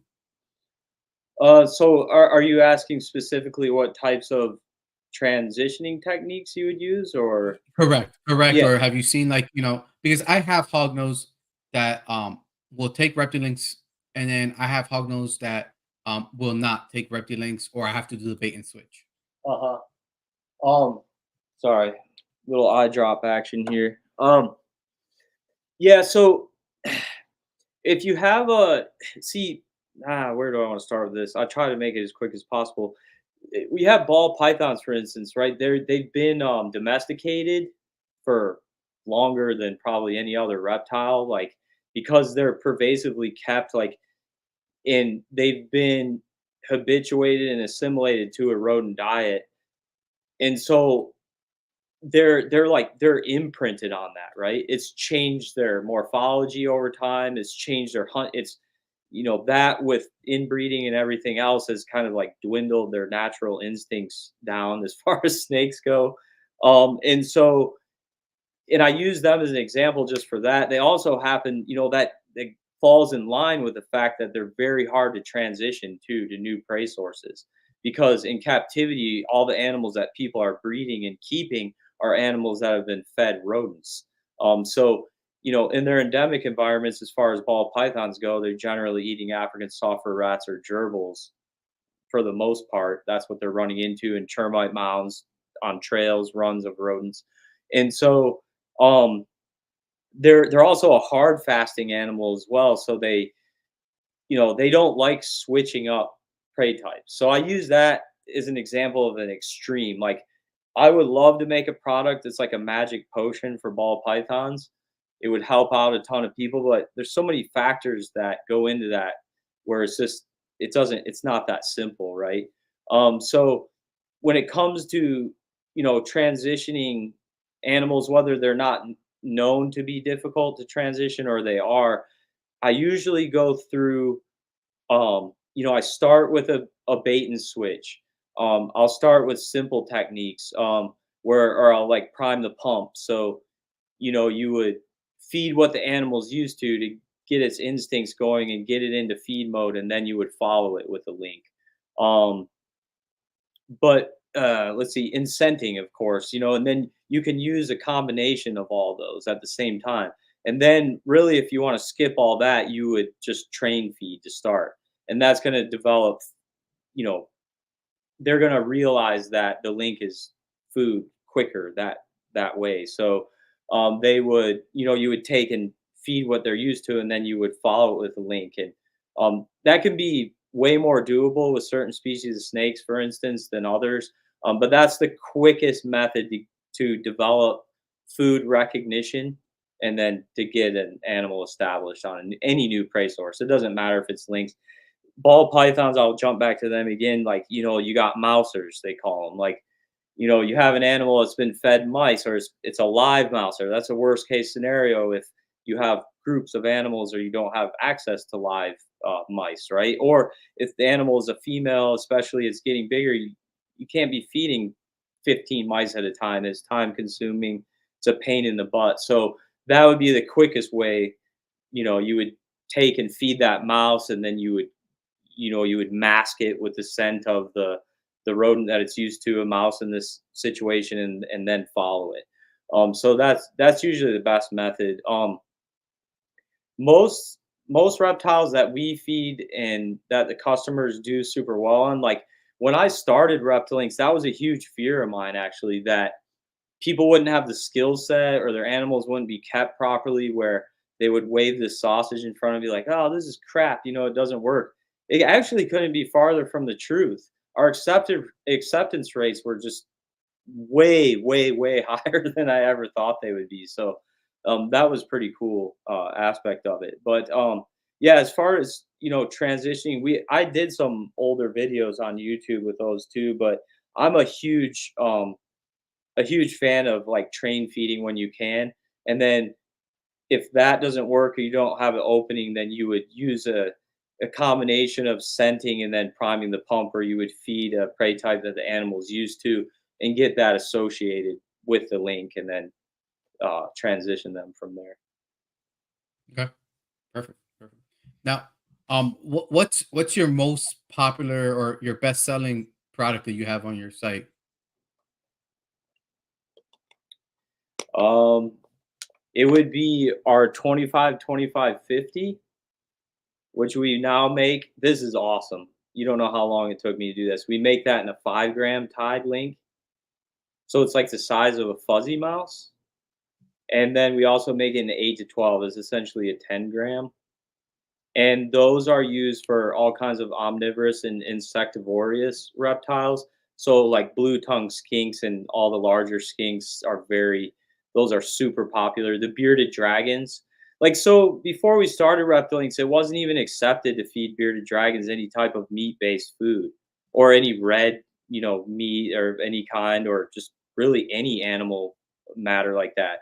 And then so we dug into the research and we find with these animals, we find they're super opportunistic. They're going to eat birds if they can get a hold of them. They're going to eat snakes. They're going to eat other lizards. They're opportunistically going to feed seasonally on what's available to them in their endemic environment. So we kind of threw all that out the window and then proved it over the past 10 years. Like you cannot find somebody that feeds their bearded dragon, for instance, Reptilinks, that has any issues. It just doesn't. We If they are, they don't come to us, which they would right away, right? We would, we take customer input very seriously, and if there's a problem with something, like we will correct it right away, because our livelihood depends on that. But the 25, 25, 50 is very popular for, like I said, the larger skinks. Um, the bearded dragons, like the sailfins, and like turtles. I mean, just aquatic turtles. The list just goes on and on with that. And then I would say our next biggest products are, of course, our Mega Blend and our Mega Blend fruits and veggies, which would also be fed to mostly omnivorous lizards. But then, hands down, along with those would be our micros and our minis and our mini pluses, and that has to do with the hog nose and just the portioning that people can get something that's appropriate size with a better nutritional value. So the Yeah. minis and the micros and the mini pluses are all handmade too. They're pretty crazy to make, um, but those are like they probably account for half of our sales, to be honest with you. And talking about hognose, we had talked a little bit like, um, Yeah, let's get into your I realm. don't, Teach me some stuff. yeah. So I think I found you guys through Snake Discovery, if I'm not wrong. And I tried it out, and you're telling me that Snake Discovery kept you guys really busy, a couple years ago, right? Because Oh they yeah. had plugged you guys in, and they were feeding some of their animals. Yeah, they did. I think they did like a review slash, Mhm. introduction of our products, and their videos are well weighted, and it went pretty viral. Yeah, I think it had, and within like was it 3, 3, 4, 5 months, it had over 1 million views. So, Emily and Ed they're trusted, they're charismatic, they're they're well educated with what they're doing, and they have a following and people trust them. And so when they go and reach out to us to, yeah, I believe they did. It could have been the other way around, doesn't really matter. But when they do a featured video for us and they use the products, then they trust us as well. So but yeah, that's very cool. They do good work, and they kept us busy for sure. Yeah. But that's how So you're introduced to them. And yeah, and I think that's, if I'm not wrong, that's how I found Reptilinks, through there as well. And then, like I said, I've been using you guys for the last 2 years to supplement here and there, um, through the especially through the breeding season. Getting my adult females that, and then I've been using the 50-50 blend for my bearded dragon as well, and he loves it, man. I tell you that, like jump out of the he enclosure for it. oh, yeah. Yeah, he loves it. Did you He notice sees those. higher activity levels and things like that when you're feeding the Reptilinks to the bearded dragon, or Yeah, I do. I do. Definitely, you more see that across activity. the board? Yeah, for sure. Especially with, I Um, mean, snakes, as we mentioned, but monitors of all kinds too. They just, even the omnivorous lizards that like bearded dragons are considered to be like a sedentary type of animal. No, feed them Reptilinks, keep them hot, and let them jump around. You'll see how it'll change them within a couple weeks. oh, Literally, yeah. it's crazy to Yeah. watch. And And, it's very interesting because I see that behavior where of it just eating, you know, either roaches or small insect and greens, mhm, eat, go and perch and you know, hit the hot spot. And then, wow, after we started feeding Reptilinks in the mornings, he'll get the zoomies. He'll be up and down and yeah, he'll jumping her, yeah. like chase. Yeah. Mhm. Yeah. It's pretty cool to It's very see. cool to see It's that. pretty cool to take, something like people are like, "No, you can't feed them this," and then bring it around full circle, right? Like that's why we started this thing, is to try to reinvent how people view their animals, and not only make it easier to feed them, but actually get things that can be more beneficial to them. And you always see it too, that it all comes down to those ambient temperatures that we touched upon, and then hotspot temperatures are just so important across the board, all the way. In general, people keep their reptiles too cold, which limits what you can feed them. And then people think, no, they don't do well on this because I fed them this. No, they're not doing well on it because of what you fed them. They're not doing well on it because they're not hot enough to synthesize and make use of it. So, that's a lot of the stuff, and it's very simple premise, right? But it's people overlook it. They have since the beginning of time, keeping reptiles. Keep them hot, feed them a lot. That's the old tagline that I stuck with. So It's a good one. Yeah. Yeah. Perfect. Like you said, not everybody's able to have a reptile room. But my room, I keep 80 degrees all year round for your hog and nose, hot for the yep, hog nose yep. and then a hot spot of 85 Hmm. um across the board. Um, so and I have no problems with feedings on the general basis. I am aware that sometimes the males are going to go off food for a couple weeks, Yep. but that's just the process of owning hognose. And, Hmm. and right now most of them are in brumation. Actually, I even brumate my hatchlings that I'm keeping for myself, which a lot of people don't. They start brumating when they're ready to breed. Hmm. And that's. So you said it's about 80 ambient or 82? Hmm. Oh, 80. 80 ambient, yeah. So you could go a little higher probably, but that you don't need to, and it's working for you because you have a consistent temperature for one, and it's a consistent whole ambient temperature. So Correct. that's what people don't realize with reptiles, like, and we mentioned this before, it's very important. Like you realize how many thousands and thousands of hognose like babies, for instance, that we saved because of reptilinks, right? Because for whatever reason, it's not just what you're feeding them, it's also the knowledge that you're passing on to the keeper that, hey, if you raise the temperatures up, and then you're going to be maybe more successful as well, because the discriminating factors go down as the temperature goes up with reptiles in general. So but yeah, if you're at that borderline of ambient where it's comfortable and you have a reptile dedicated room, you're automatically going to have less refusals, and you're going to have higher fecundities, and just an overall better experience keeping the animals. And that's one of the things that we try to teach, because when you order our products, you don't just get food, right? You get like my years of craziness with reptiles, and then everything that we've compiled from this, and we try to pass on the knowledge as much as we can. But if you don't have that reptile dedicated room, then your temperatures are going to be fluctuating. And even though your hotspot may be within the range you want it, your overall ambient temperature is going to affect that greatly. So, Yeah. And then I had a question. what is the process, if it's not a trade secret, with of creating your scents? Are you guys using whole prey to create the scents, or how's Yeah, that we process? yeah, we I mean, there's so much time that's been put into that, and no one's ever done it before I did. There's people that copy it now and stuff. So it's one of those things where like I don't want to be that jerk face that's like, oh, we're gonna keep everything under wraps. But at the same time, like I've dedicated my life to it. I feed my family this way, and so it's kind of like, yeah, we don't want to give away all our secrets, but our rendering process is yes, it's all from the whole prey animals.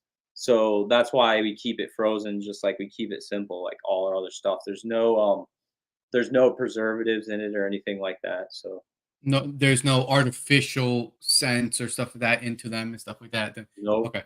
I don't see any reason to use anything artificial when you could use stuff that's natural, like your salmon renderings. Like, why would you?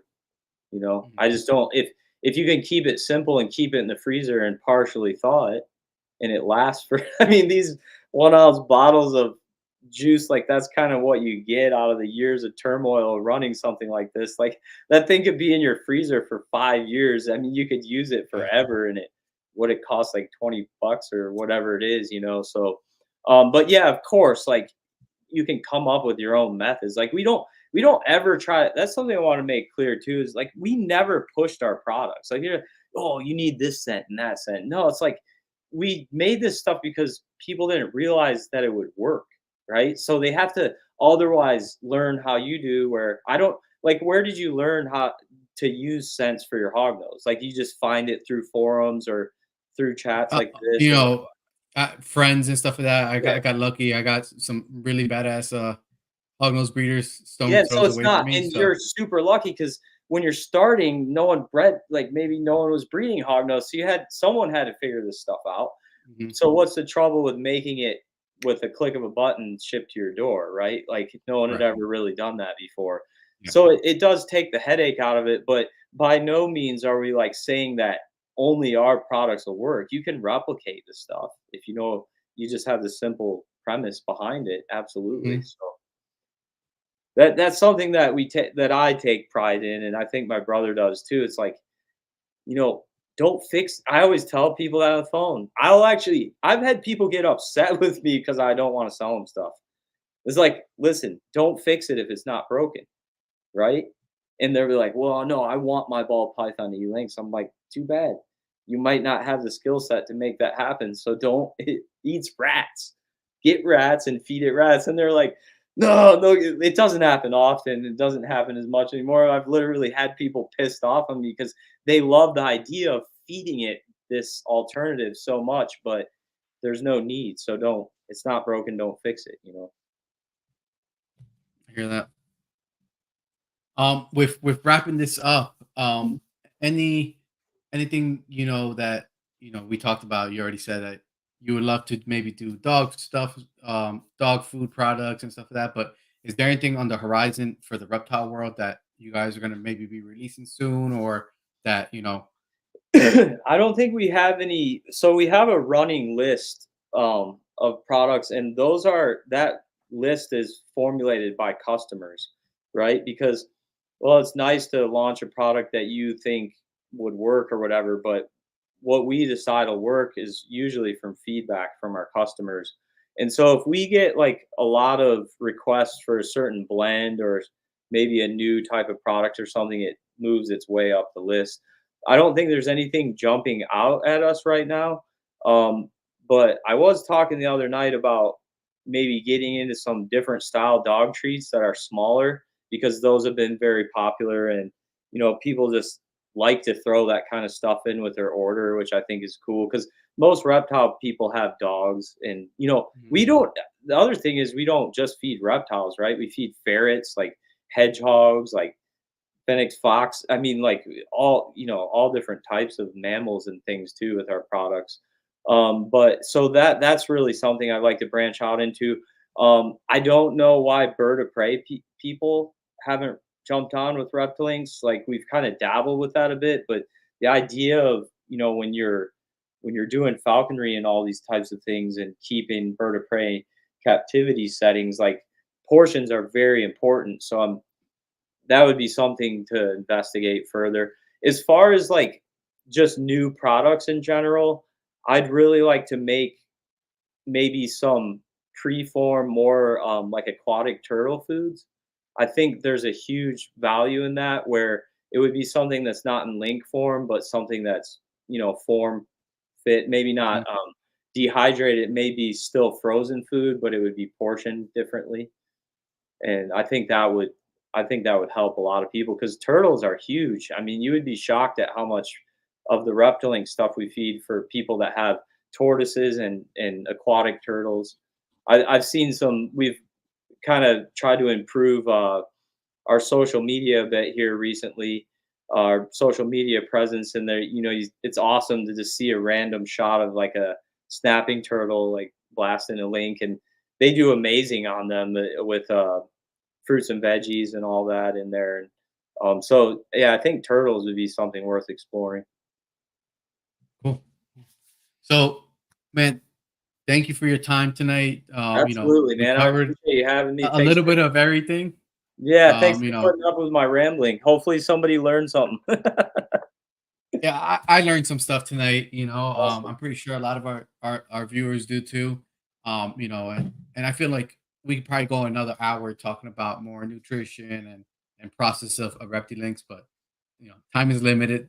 I think So we covered pretty good basis, and yeah, man, yeah, I actually really enjoyed talking with you, man. Thoroughly enjoyed it. excellent. So I really appreciate you having me on, and I think we should keep in touch a little more often. I know I'm kind of a hermit in the reptile community, but I might even have to snag some hognose off here or something. So Hey, we got it, man. And my last question for you, man, is gonna be: I ask all my guests. It's a little not reptile related, but if you had the 5 minutes attention of the whole world for 5 minutes, what would you say? oh my goodness. Oh man, you couldn't ask me this at the beginning, could you? I would say choose love over fear at all costs. That's it. I like that.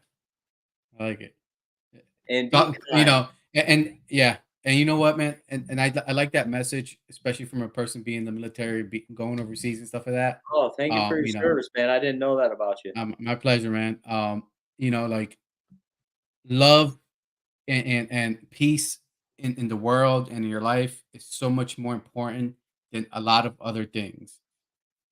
Absolutely. And I would say hold your family tight. And you already know that. I can tell you're a dad and a family guy, and that's what I am too. And that's what's most important. And it also, in closing, like as far in that doesn't have anything to do with reptiles, but you know, something I've had to learn is when people are coming into the hobby, like don't bash them. You know what I mean? Teach them what you know. They deserve to know what you know and try to.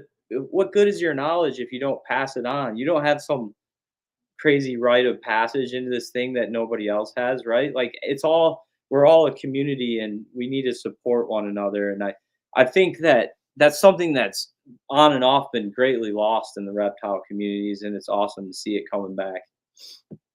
Yeah, I agree. I agree. Um, you know, and something just came in my mind because we had a viewer from Spain.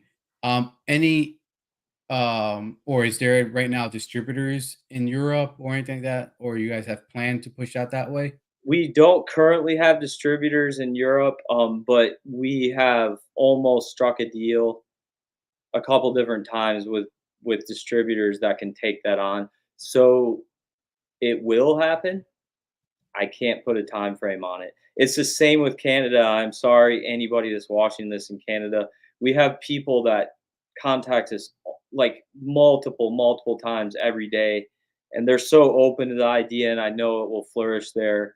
But it is very difficult for a lot of different reasons to get our products there. But we will open up Canada as well. It's not going to be in the super near future, but it's going to happen fairly soon. Cool. Yeah, Cool. Yeah, that was just the last thing 'cause I know, you know, especially now the reptile world is starting to grow all over the world. It's definitely gonna pique a lot more interest in different areas of the world. Um, and then, so I just want to thank everybody tonight for joining us, for asking questions. Thank you again, Nick, for taking your time, answering the Absolutely. questions, and definitely we're going to keep in touch. Um, so this is the end. Stay back real quick. Good night, everybody, and have a good Christmas. Have a good New Year, and we'll see you guys on the next.